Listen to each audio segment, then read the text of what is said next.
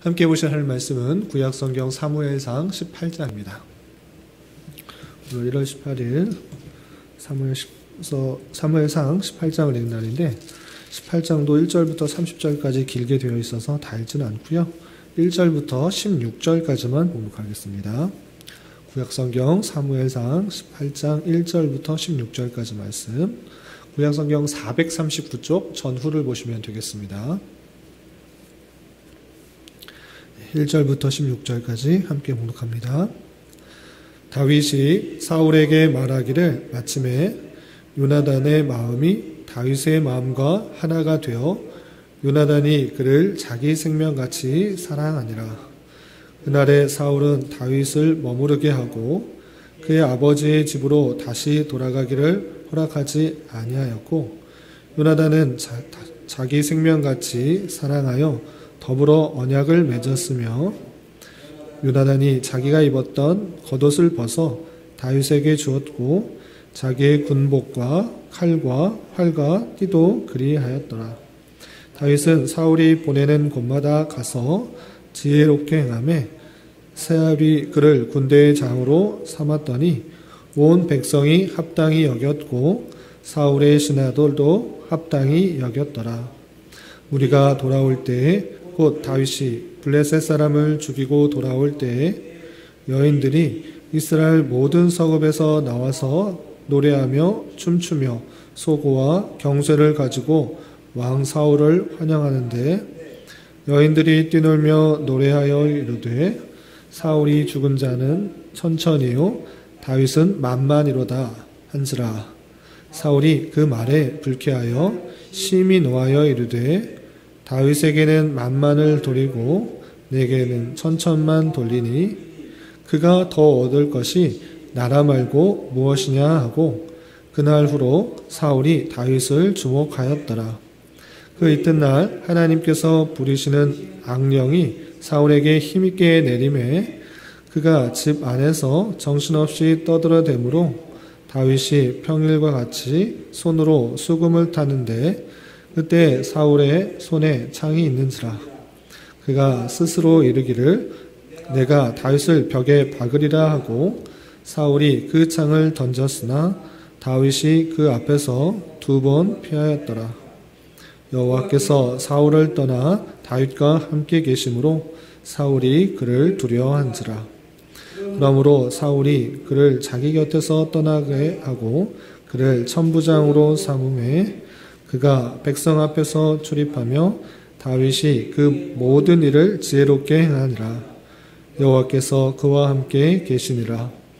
사울은 다윗이 크게 지혜롭게 행함을 보고 그를 두려워하였으나 온 이스라엘과 유다는 다윗을 사랑하였으니 그가 자기들 앞에 출입하기 때문이었더라. 아멘. 네, 감사합니다. 오늘 말씀 읽기 본문은 사무엘상 18장입니다. 우리가 어제 읽었던 사무엘상 17장에서는 익히 들어서 잘 알고 있는 다윗과 골리앗의 전투를 살펴보았습니다. 그런데 다윗의 용맹, 다윗의 어떤 뛰어남 때문에 골리앗을 쓰러뜨렸다기보다는 하나님께서 함께하여 주셔서 그를 사용하셔서 골리앗을 쓰러뜨렸다라고 이해하는 것이 더 좋겠다라고 말씀드렸습니다. 그리고 오늘 18장에서는 다윗이 골리앗을 쓰러뜨리고 나서 어떤 일들이 계속적으로 발생하는지 그 내용들이 이어지고 있습니다. 그러면 어떤 일들이 계속 이어졌는지 좀 말씀을 살펴보도록 하겠습니다. 우선 1절부터 5절까지는 다윗의 골리앗을 쓰러뜨리고 나서 그 명성과 또 그의 족속, 그의 지파가 어딘지를 확인하고 나서 이 사울의 아들이었던 요나단이 그를 사랑하게 되는 그 내용들을 살펴볼 수 있습니다.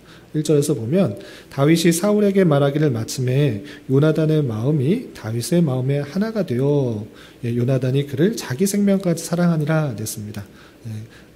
다윗의 모습을 보고 사울의 아들이었던 요나단이 자기 생명같이 사랑하였다. 정말 자기 생명을 줄 정도로 마음을 다하고 뜻이 합해져서 사랑했던 그 모습을 살펴볼 수 있습니다.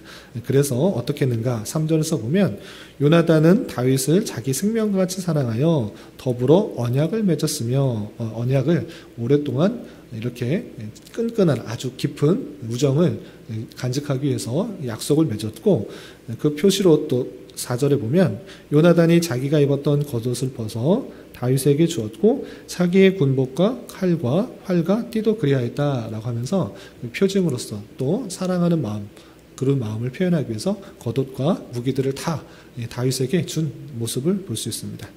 그리고 그 이후에 다윗은 어떤 모습을 보이는가? 5절에서 보면 다윗은 사울이 보내는 곳마다 가서 지혜롭게 행하매, 지혜롭게 행해서 어떻게 되는가? 사울이 그를 군대의 장으로 삼았더니 온 백성이 합당히 여겼고 사울의 신하들도 합당히 여겼다 그랬습니다. 그래서 지혜롭게 행함으로 말미암아 군대의 장으로 삼고 또 온 백성들도 지혜롭게 잘 행하는 그 모습들을 보면서 아, 저 사람이 군대 장으로 하면 좋겠다라는 것을 합당하게 여겼다라는 것입니다. 이렇게 하나님께서 다윗을 들어 골리앗을 무너뜨리게 하시고 또 그 일로 말미암아 많은 사람들로부터 왕으로서 점차 인정하게 되는 많은 사람들이 공감할 수 있도록 하시는 하나님의 놀라운 손길들을 살펴볼 수가 있는 것입니다. 그런데 이렇게 왕으로 나아가는 데 있어서 하나님의 합당한 사람으로 키워나가는 데 있어서 인정만 받게 하시는 것이 아니라 어려움도 겪게 하는 내용들이 바로 이어지게 됩니다. 어떤 일이 있었는가? 내용을 하나하나 읽어가면 시간이 좀 제한이 될 것 같아서 간단하게 소개를 해드리면 이 전쟁에서 승리해서 이제 다시 되돌아오게 됩니다. 그 전장에서 다시 성으로 안으로 들어올 때 그 승리에 기뻐해서 온 백성들도 함께 사울과 다윗과 그 군대를 칭송하는 것입니다. 그런데 거기서 춤추며 소고치며 즐거워했던 여인들이 하는 말 때문에 문제가 발생합니다. 어떤 말을 했는가? 사울이 죽인 자는 천천히요 다윗이 죽인 자는 만만이다 라는 그런 표현을 하게 됩니다. 사울이 죽인 자는 천천이다, 1000 곱하기 1000 이런 뜻이라기보다는 천천히고 만만이라는 것은 다윗이 훨씬 더 많은 사람을 죽였다, 사울이 죽인 사람이 약 1000명 정도 된다고 하면, 수천 명 정도 된다고 하면 다윗이 죽인 자는 수만 명이나 훨씬 더 다윗의 성과가 많다라는 그런 칭찬을 하게 되는 것입니다. 그 이야기를 듣자 사울은 질투가 났습니다. 아니, 내가 왕이고 여기는 장수에 불과한데 내 왕을 더 찬송하는 것이 아니라, 높이는 것이 아니라 내가 아닌 다른 사람을 더 높인다라는 그 마음을 들자 이 사울의 마음에는 질투가 생긴 것입니다. 아, 사람들이 나보다 다른 사람들을 더 높이는구나, 더 생각하는, 다윗을 더 높이는구나 생각해서 이 다윗이 이제 얻을 것은 내 왕 위밖에는 더 얻을 것이 무엇이냐, 모든 것을 가졌고 이제 왕이만 노리겠구나라는 생각이 들었던 것입니다. 그래서 사울은 이 다윗을 계속적으로 눈여겨보게 되는 것입니다. 그런데 마침 이 사울에게 하나님이 부리시는 악령이 들었던 것입니다. 그래서 다윗이 수금을 타고 있는데 그 악령에 이끌려서 이 사울은 이상한 짓을 합니다. 어떤 짓을 하느냐? 자기가 해서는 안 될 그 행동을 한 것입니다. 자기를 위해서 수금을 타는 그 다윗에게 창을 들어서 2번씩이나 내가 죽여야겠다라고 생각해서 2번씩이나 죽이려 하는 그 모습 가운데 있는 것입니다. 다윗은 억지로 피하고 그것에서 피하게 되는 것입니다. 그리고 그럼에도 불구하고 이 사울은 계속적으로 다윗을 지켜보고 있는 것입니다. 그래서 내 곁에 두면 안 되겠다, 다윗은 하나님께서 하시는구나를 깨닫고 내가 그를 두려워한다 생각해서 자기 곁에 두지 않고 그곳에서 떠나 천부장을 삼아서 백성들 앞에서 지내도록 하는 것입니다. 그럼에도 불구하고 다윗은 하나님과 함께함으로 말미암아 지혜롭게 모든 일들을 잘 감당하는 것을 볼 수 있습니다. 그러나 사울은 계속해서 다윗의 그 지혜롭게 행하는 모습, 사람들로부터 계속적으로 인기를 얻는 모습이 못마땅했습니다. 이제 곧 나를 대신하여 왕이 될 수도 있구나 이런 생각을 하면서 악한 마음을 품게 됩니다.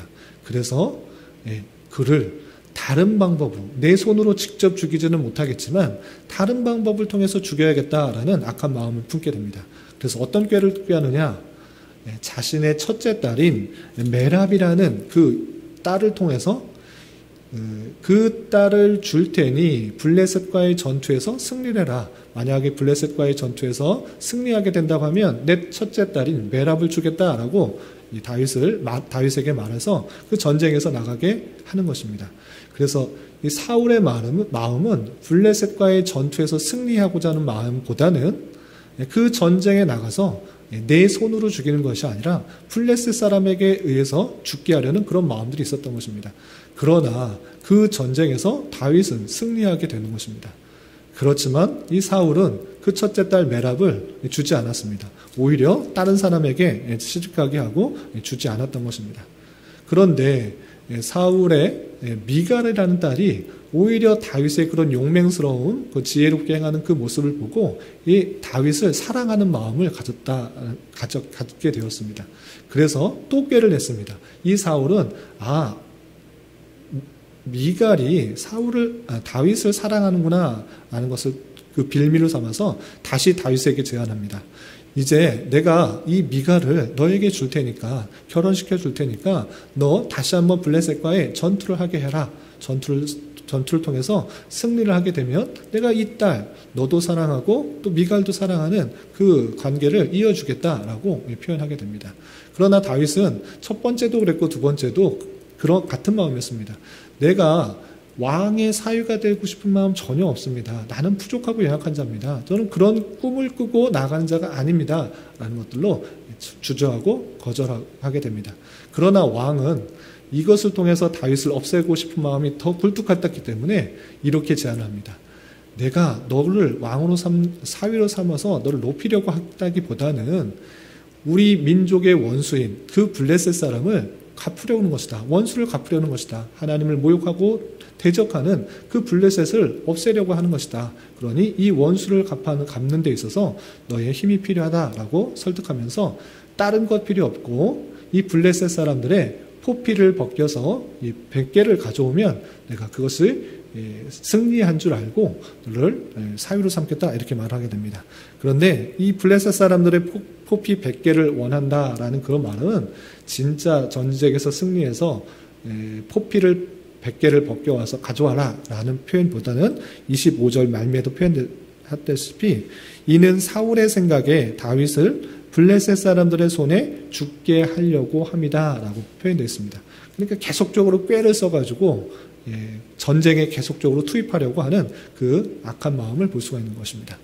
이렇게 설득을 해서 다윗이 또 블레셋과의 전투에 나가게 됩니다. 그래서 블레셋과의 전투에서 사울은 죽기를 바랐지만 오히려 다윗은 첫 번째 전투에서도 승리했고 두 번째 전투에서도 승리하게 됩니다. 오히려 포피 100개를 블레셋 사람들의 포피 100개를 벗겨오라 라고 명령을 했는데 200개를 벗겨오는 큰 승리를 가져오게 됩니다. 그래서 자기가 분명히 약속했기 때문에 두 번 거절할 수가 없는 것입니다.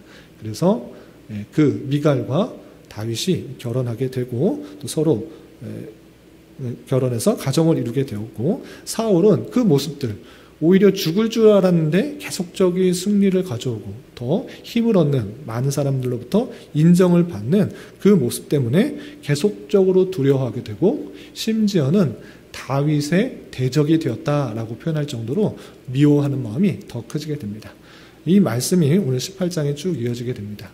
이 내용을 통해서 우리가 어떤 것을 교훈받을 수 있는가? 먼저 생각할 것은 전체적인 흐름에서 이 말씀들을 생각해야 될 텐데 하나님께서 사울을 왕으로 세우신 것을 후회하시고 하나님의 마음에 합한 사람을 세우시기 위해서 다윗을 택하시고 또 그 다윗을 왕으로 만들어 가시는 그 과정을 우리는 살펴볼 수가 있어야 될 것입니다.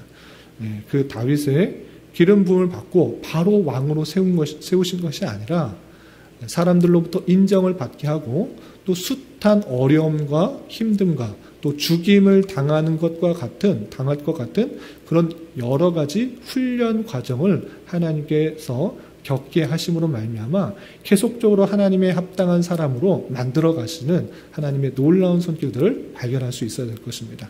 그래서 하나님을 믿으면 예수 그리스도를 명접하면 기쁘고 좋은 일만 있는가? 그렇지 않고 우리에게는 다양한 환경 속에서 어려움과 힘듦과 고난과 역경에 처하게도 하시면서 오직 하나님만을 의지하게 하시고 또 하나님만 바라보게 하시는 하나님의 인도하심의 손길이 있다라는 사실을 잊지 말아야 될 것입니다. 그래서 우리가 걸어가는 신앙의 길은 다양한 환난과 어려움이 있는 줄 알아 그 길을 담대하게 나가야 될 것입니다. 그리고 절대 잊지 말아야 할 것은 그 어려움이 있는 것, 환난이 있는 것, 역경이 있는 것, 하나님의 힘이 없으셔서 그런 일들을 당하게 하시는 것이 아니라 그런 과정을 통해서 하나님의 합당한 사람으로 계속 이끌어 가신다라는 사실들을 잊지 말아야 될 것입니다. 그리고 특별히 18장에서 강조되는 표현이 있는데 그 표현을 오늘 좀 주목해 봤으면 좋겠습니다. 어떤 표현이냐? 이 다윗이 하나님과 함께함으로 말미암아 모든 일들을 매사를 지혜롭게 행했다라는 표현이 계속 강조되고 있습니다. 어떤 표현들이 있나 좀 살펴보겠습니다. 18장 5절에서 보면 다윗은 사울이 보내는 곳마다 가서 지혜롭게 행하매 라는 표현이 있습니다. 다윗이 사울에게 보내는 곳마다 지혜롭게 잘 행했구나. 어떤 곳에 가서든지 합리적이고 또 바르고 잘 일이 처리될 수 있도록 지혜롭게 행했다라는 표현이 있습니다. 여기만 이렇게 표현된 것이 아니라 14절에도 이런 표현이 있습니다.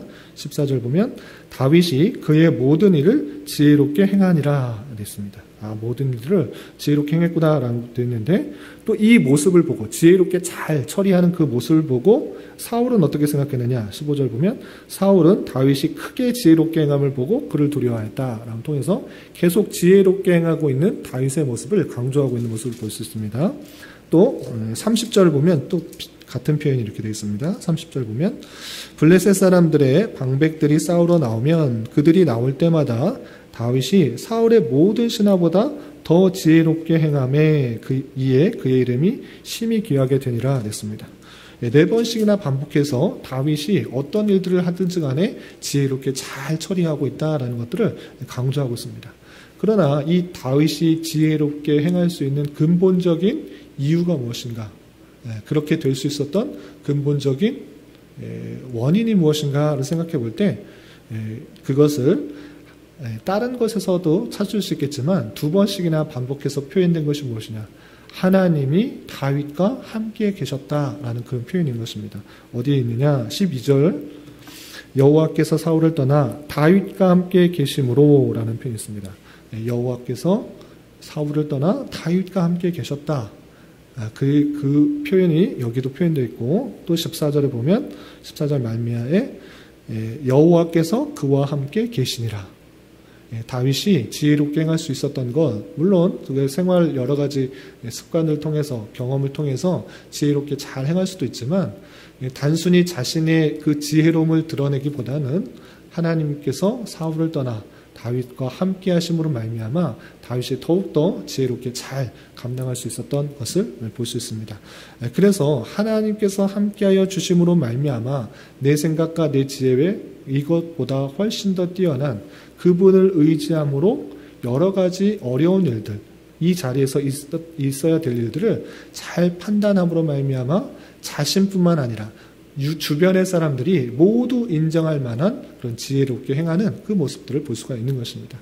그래서 우리가 만나는 다양한 환경과 사건과 풀기 어려운 문제들, 그런 것에 있어서 자신의 생각과 자신의 판단만을 의지하기보다는 늘 우리와 함께 계시는 하나님을 의지하며 하나님께서 원하시는 바를 잘 깨닫고 하나님께 지혜를 구하며 지혜의 근본 되시는 하나님께 의지하며 하나님의 지혜를 구하며 이것을 판단할 때 또 자신뿐만 아니라 많은 사람들에게 인정받고 또 깨달을 수 있는 그 지혜롭게 행할 수 있는 삶을 살아갈 수 있을 거라 생각할 수가 있는 것입니다. 오늘 하루 살아가실 때 또 남은 한평생 살아가실 때 이런 교훈에 따라 살아갈 수 있는 저와 여러분 우리 모두가 될 수 있기를 진심으로 기원합니다. 기도하겠습니다. 하나님 아버지 감사합니다. 오늘 말씀을 통하여 다윗이 골리앗을 쓰러뜨린 이후에 여인들이 다윗을 높이는 말 때문에 사울의 질투로 여러 가지 어려움을 겪는 다윗의 삶을 살펴보았습니다.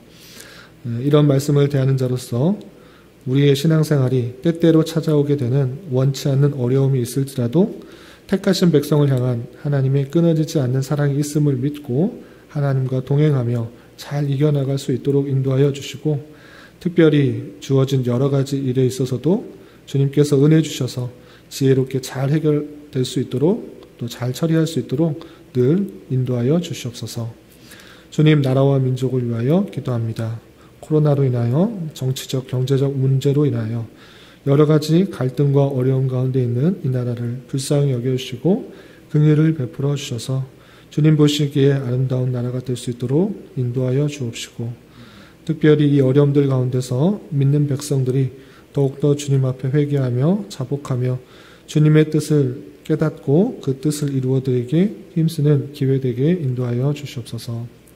주님, 돌아오는 토요일에는 교회 학교 1일 겨울 성경학교로 하려고 합니다.